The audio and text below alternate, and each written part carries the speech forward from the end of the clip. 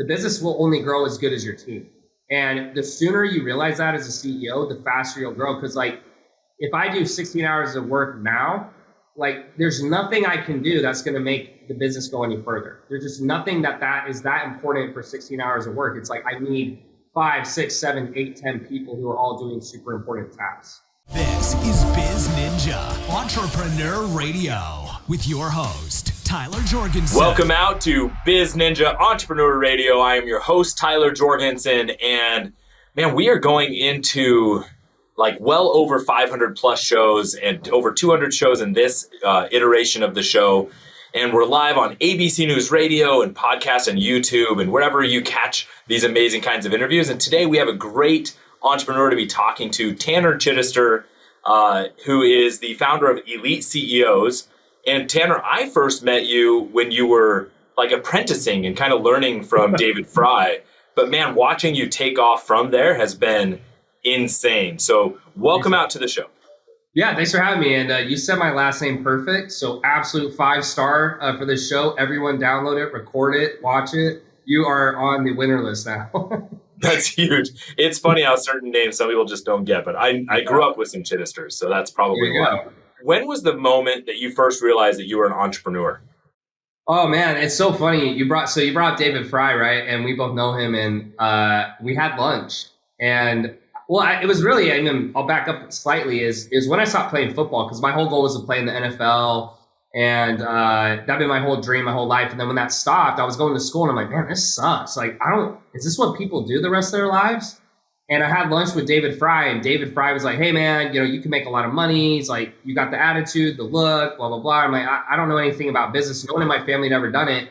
And that guy convinced me to drop out of school in like a couple months, and then I did it, and I never looked back. So that was like the first moment. Now, and that wasn't super long ago. Like, I mean, 4 or 5 years ago? I'd say like, yeah, so probably like 6 or 7 years. So like right when I was around like 20, so I'm 30 now, and he kind of convinced me around 23, right when like I had a little bit of school left. And I just was like, F it, and I just dropped down and I never looked back. So, all right, we're going to zoom backwards a little bit. You were, wanting to play NFL, like you were in college. Did you feel like that was a dream shift? Like you had to say, okay, I'm walking away from one dream in order to chase another? Yeah, 100%. It's funny now that I actually played Division I, because you see as ESPN, and growing up, you're like, oh my gosh, that must be a freaking dream. But what happens is you get to school. It's better now, actually, with the payment stuff they're doing. But sure, you get to school and they just treat you like cattle. I mean, you get in, you get hurt. It's like they don't care. They'll move you out. Someone else comes in. And a lot of the guys, their grades are so bad that if they don't go pro, their life is over. And a lot of them it was. And so for me, it was a dream shift, but it was a blessing in disguise, because I got to play with multiple first-round draft picks. And until you don't really understand what they mean by you're not good enough. Like I played all through high school, college. I'm like, oh man, like I can play with these guys. But the guys who go in the first round, they're just better. Like they are bigger, they're faster, they're stronger. They don't work out. Doesn't even matter. You can't touch them. And so when I saw that, that's kind of when I was like, hey, you know what? I'm probably not good enough. And that was the first time. I was like 22, 23. And then that's kind of when things started to shift. And I got hurt to the point I couldn't really play anymore. The doctor's like, you can keep playing, dude, but your draft stock isn't going to be high. Your shoulders are all busted up. You have hardly any cartilage left. And that's kind of when I was like, hey, I need to shift. Went through a lot of kind of like depression, because it's a little identity shift. But oh yeah, a lot of the stuff I learned has helped me tremendously. And so I wouldn't change it for anything. I remember one time I was driving and I heard, there's right now it's baseball signing season, right? So there's these huge contracts going out. This was probably 10 years ago. And I heard somebody signed a really big contract, and I did the math and I was like, okay, like if I wanted to make elite athlete kind of money, here's how much my business would have to make a day at what profit margin. I realized that's actually attainable. And that doesn't matter about my genetics or what, where I ended up playing college. And I remember thinking how amazing that it is possible to make elite athlete money as a business owner. So you switched in, you went entrepreneurship and went that route. You created Elite CEOs. Tell us a little bit about the company now, what it does and what you do. Yeah. So, I actually started off, it was called Fit Warrior, and it was fitness. And I did $1 million in a year. I was working my brains out. I started seeing a lot of trainers ask me for help. They're like, dude, like, how are you making this money? Started helping trainers. So then it shifted a little bit. We added on this fitness CEOs division where it's trainers. And then more people asked, and that's kind of how it started. Elite CEOs now, like the company as a whole, it's been about 5 years since I started making good money. So really started making money at 25. I didn't just turn 30. I keep saying that. I'm 30 now. And we've done on average, about 15 to 20 million a year. First year I did $1 million in my fitness company. Next year we did 10, then 15, and now around 20. And I think over the next 2 years we can get it to 40, 50 million because we're now adding in, other divisions. But yeah, dude, I mean, it's been a crazy ride. My brothers have done it with me. It's been cool to like see it bless other people's lives. And, once you have more than enough money to where like you're not going to spend it, other than get a bigger boat, house, car, stuff that gets sold after 6 months. It's really about just the progression as a human. And so I love growing businesses because of what I have to become to grow to the next level. And that's really been the most rewarding feeling. So speaking of that growth, both individual and business, what was the hardest number? 0 to 1, 1 to 10, or 10 to 20? 0 to 1 was an absolute shit show. I was doing everything. I was doing everything. And so when I say I was working 16 to 18 hours a day, I was literally working 16 to 18 hours a day all day long. And so, as you get to $1 million, you can start hiring, getting some help. And so I'd say 0 to 1 is just as hard as 1 to 10, and so on and so forth. But 0 to 1, I was not healthy. I was like not going to the gym as much. I wasn't eating good. I started losing hair as well because I was so stressed out. I think that was the main cause. It was bad, man. I had wrinkles where I shouldn't have had wrinkles. Like, I feel like I aged like 10 years in that year. For sure. But it was worth it. It's like, I don't know, like short-term sacrifice for the long-term gain, right? Well, there's a difference of like a short-term sacrifice that has a plan. Like you're like, okay, I'm going to work because I'm working to hit a milestone. I'm working to hit this certain goal. And then I'm going to make these changes. As opposed to what some entrepreneurs do, which is get stuck at really just shifting from being employed to being self-employed instead of a business owner. And that I think is one of the biggest challenges is a lot of people get stuck with all the risk of entrepreneurship without the upside of time freedom or really true profits. How did you make that shift where you really started saying, no, I'm going to really focus on being a business owner? Well, I think the first thing was I realized I had to make a certain amount or I would never get out of it because you can't hire anyone. So I sprinted as hard as I humanly could to $1 million. And then once I started getting closer to 10, I just realized, hey, I can't do everything. And I just started slowly hiring out the most time-consuming positions. So like for me, it was fulfillment. Then it's probably lead generation, then sales calls, then ads, so on and so forth. I'll be honest, like when you start hiring, it's like anything, you're not very good at it. You don't really know what to look for. Even if you think you do, you really don't. And so now that I'm in year 5, I've really learned now that if you can hire someone who's a culture fit and has prior experience, it will go so much faster than just hiring for upside. And I used to only hire, hey, you're cheap and you seem like you work hard, so I'll hire you. But the problem is you basically end up babysitting them, and so it slows you down. And the $3-4 grand you're saving, or whatever the number, you would just be able to spend that on someone more experienced and spend your time elsewhere. And so I think you got to kind of wise up as you get older and understand, like, you can't just always hire the cheapest person. You have to hire the person who has experience and culture fit. You go a heck of a lot faster. A lot of times people get one of those things right. They're like, oh, this person has great experience, but they actually don't blend with the team. They can completely disrupt everything. Yeah. What was one of the biggest mistakes you made early on, and how did you overcome it? Oh, shit. There's so many. It's like, how do I choose? Yeah. Doesn't have to be early on. It could be yesterday. Yeah. I mean, I think one of the biggest mistakes was probably honestly with hiring. I think like my expectations were just like very, very high. And I'm not saying you have to lower them completely, but like I would bring people in and expect them to work 16 hours a day like me. And I think with some of your executives you can, but you have to understand, like, not everyone has the same goals as you. And so I probably pushed a lot of people away and turned a lot of people off because I was so goal driven. I was like, you do it my way or you can basically F off. And as over time, I still think I'm a little bit more aggressive than most CEOs, but I've dialed it back enough to where it's like, hey, here's the expectations. Here's why they're here. This is how we do things. If that doesn't fit, that's totally cool. you just don't want to work here. Like you're going to want to work somewhere else. And so it's just kind of learning how to talk to people and build a team, because ultimately the business will only grow as good as your team. And the sooner you realize that as a CEO, the faster you'll grow. Because like if I do 16 hours of work now, like there's nothing I can do that's going to make the business go any further. There's just nothing that is that important for 16 hours of work. It's like I need 5, 6, 7, 8, 10 people who are all doing super important tasks. Yeah. Yeah, I've seen that a lot as people start realizing like, I need my team. You need your team to have some bandwidth, some room left in the tank in case an important project comes up. If you have them running at full speed, there's no ability to be agile and adjust if something comes up. So like there's a value in having space and margin available with your team. Yeah. And it's also, you just do less work. Like when you're starting the business, you're doing everything. And then it gets to the point where you're just a general.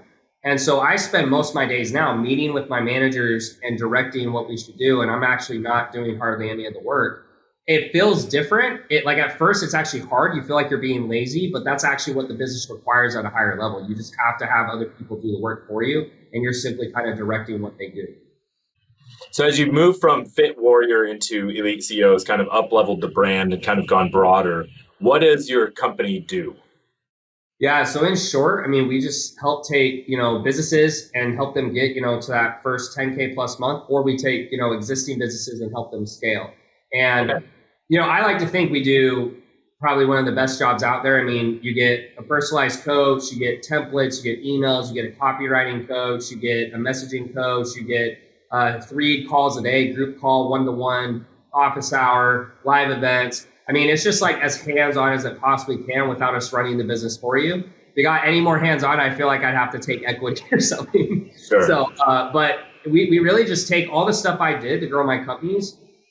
And it just naturally progressed because people said, well, dude, like, what are you doing? And I said, all right, like, here you go. And so I never really thought I was going to grow this company, but it kind of just progressed naturally. And that's what it turned into.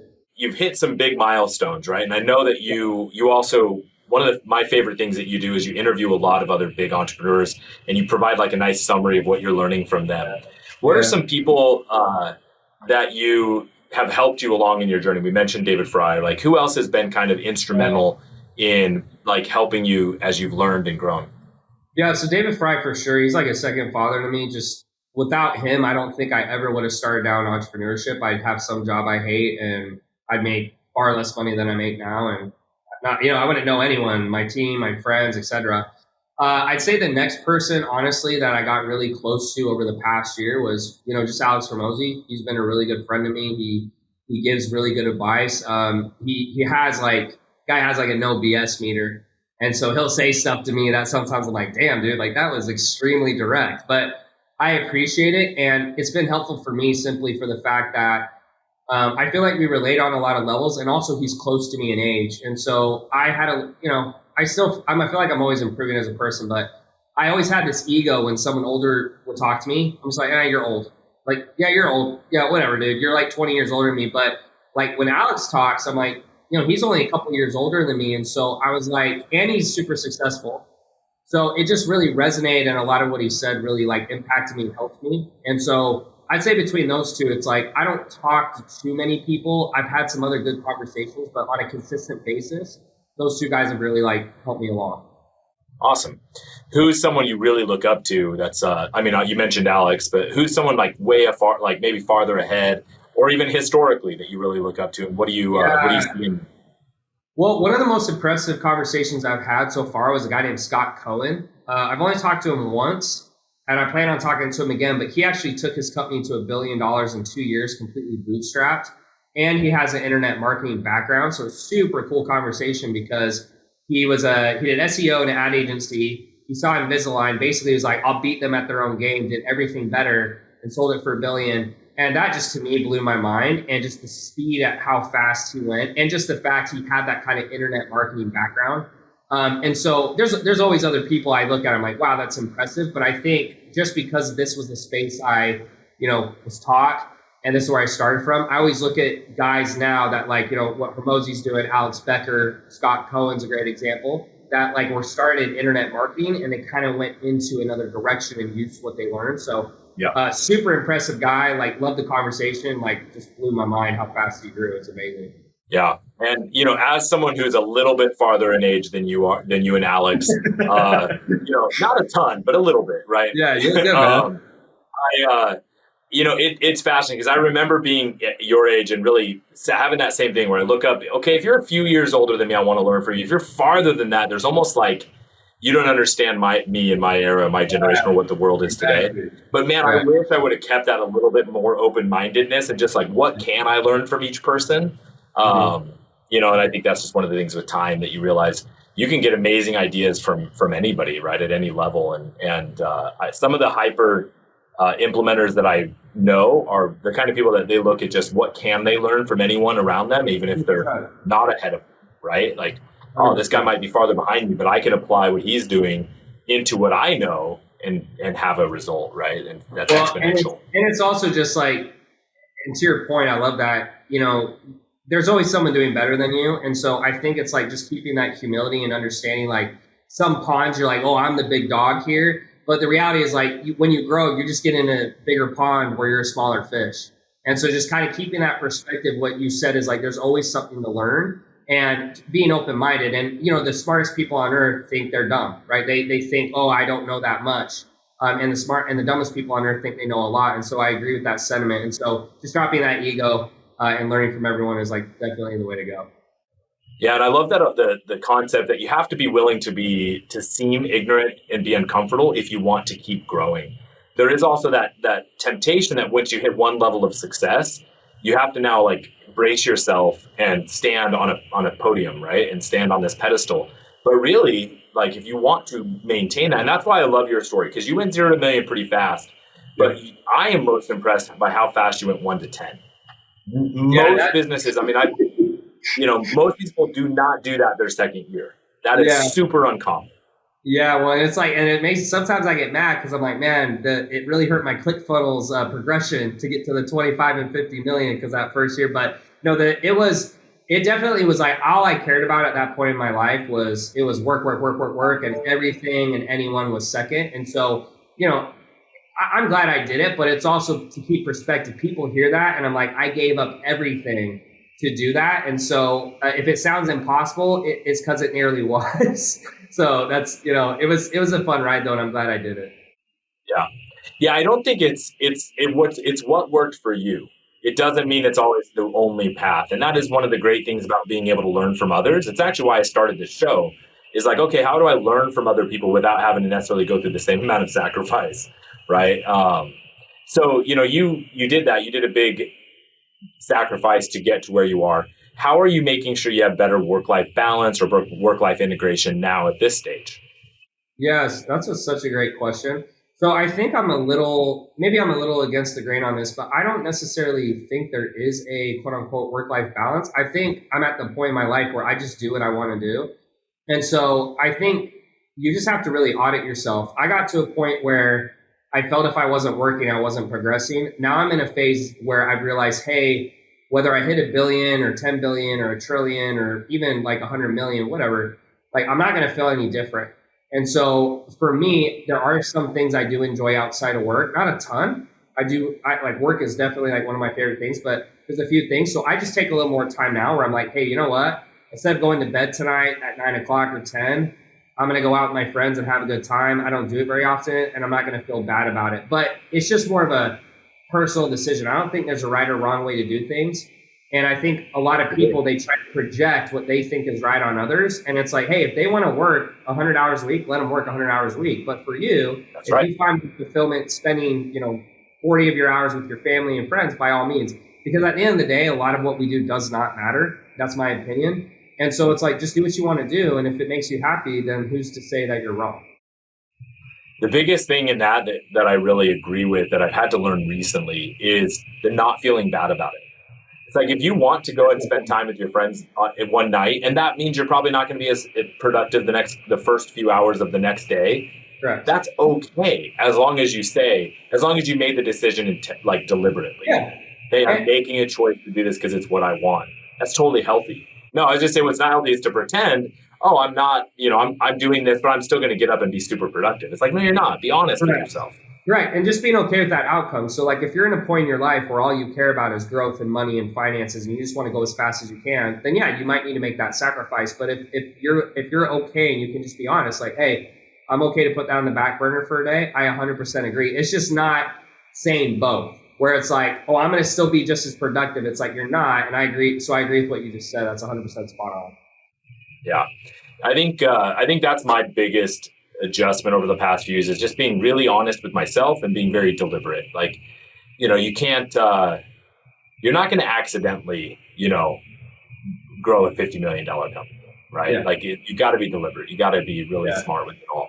What are some common mistakes that you see your students make, and what advice do you have for people making those mistakes? Oh, shoot. I think the most common is like people underestimate how hard they're going to have to work. So it's like weird, but for some reason, I guess people just have this like threshold, and if they have to work harder than that, they quit. And then two is that most people just are not that good at what they do. They're just not. And it's really interesting, but people never do something and then they think the first 10 tries it should work. And people forget, I started trying to build a business at 23. I didn't make any money until 25. Why? Because I was working door-to-door sales. I was doing Olive Garden. I was like, just didn't really know what I was doing. But all that stuff, people are like, oh, you went 0 to $1 million in a year and then you went 1 to 10. I was like, because I can sell lights out. Because I spent 8 months of my life selling door-to-door security alarms, 12 hours a day, 6 days a week. So I just think the biggest thing is like people's expectations are just not realistic. And then they're not really willing to learn the skill. For me, what my biggest strength was, and you can ask David Fry, and that's why, like, you remember the little apprentice stuff, he would always show me sleeping and stuff. But I just told him, I said, when I met him, I said, hey, if I have to lick a floor to be a millionaire, I'll do it. But I meant it.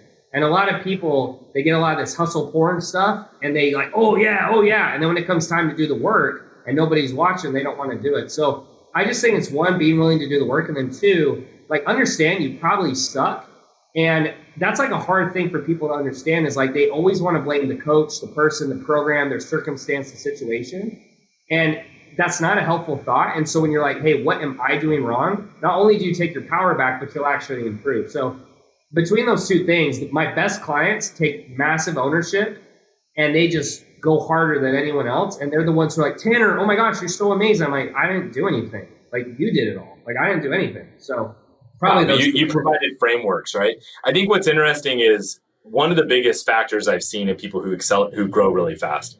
It is exactly what you said. Are they willing to do the work?